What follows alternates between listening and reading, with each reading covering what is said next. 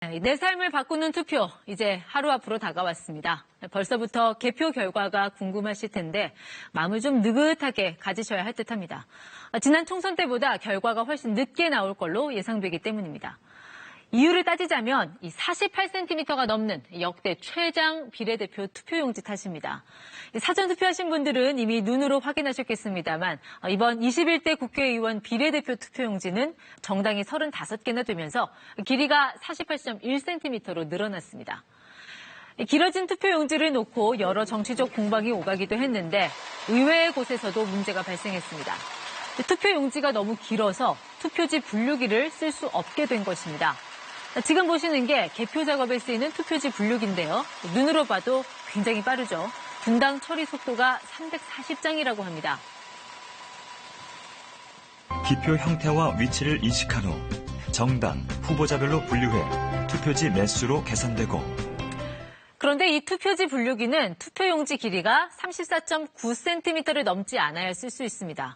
이번 비례대표 투표용지는 조금 전 보신 것처럼 48cm가 넘으니까 이 기계를 못 쓰는 겁니다. 결국 요즘 같은 디지털 시대에 손으로, 즉 수개표를 하게 됐습니다. 물론 비례대표 투표용지만 수개표를 하게 되는 건데요. 투표용지를 일일이 손으로 확인하는 수개표 현장 참 오랜만에 본다 싶으실 겁니다. 1,887개 투표소에서 실시된 이번 총선거는 과거 어느 선거보다 조용한 가운데 공정하게 진행됐습니다. 100% 수작업으로 개표를 진행했던 1997년 15대 대선 당시에는 3만 9천여 명의 개표 사무요원과 참관인이 투입됐습니다. 참관인들 눈초리 상당히 매서운데요. 개표 절차에만 7시간 30분이 걸렸습니다. 캠프 상황실도 국민들도 TV와 라디오 앞에서 밤을 지샜고 당선자는 새벽 늦게야 알 수 있었습니다. 수개표에서 전자개표로 바뀐 건 2002년 대선, 투표지 분류기 등 전자기계들이 대거 등장하면서 개표 시간은 3시간 49분으로 절반 가까이 단축됐습니다.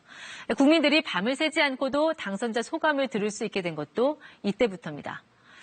자, 다시 수개표 방식으로 돌아간 이번 총선 개표는 언제쯤 끝날까? 중앙선거관리위원회는 선거 다음 날인 16일 아침 7시를 전후해서 개표가 마무리될 걸로 예상했습니다. 비례대표 당선자까지 발표하려면 16일 늦은 오후까지는 기다려야 할 것으로 보고 있습니다. 개표 결과가 나올 때까지 그 지루한 시간을 어떻게 보내나 싶으신 분들 TV 개표 방송에 시선을 돌려보시면 어떨까요? 총선을 앞두고 모든 후보들이 국민의 선택을 받기 위해 고군분투한 것처럼 방송사들 역시 또 다른 국민의 선택을 받기 위해 개성 있는 선거 특집 방송을 준비했습니다. 선거 방송의 백미라고 하면 정확한 예측과 결과의 빠른 전달이죠. KBS는 이전과는 전혀 다른 형식의 게임 체인저 개표 방송을 선보입니다. 여의도와 한강 일대에서 초대형 증강 현실, AR을 통한 실시간 개표 정보, 즉 데이터 쇼를 선보입니다. 실내에서는 듀얼 K-월로 이름 붙여진 가로 24m 대형 LED월을 준비 중인데요. 양강 구도로 치러지는 이번 선거를 박진감 있게 전달할 예정입니다. 특히 출구조사와 개표 결과를 한눈에 볼 수 있는 2020 총선 내시보드를 통해 유권자의 이해를 도와드립니다.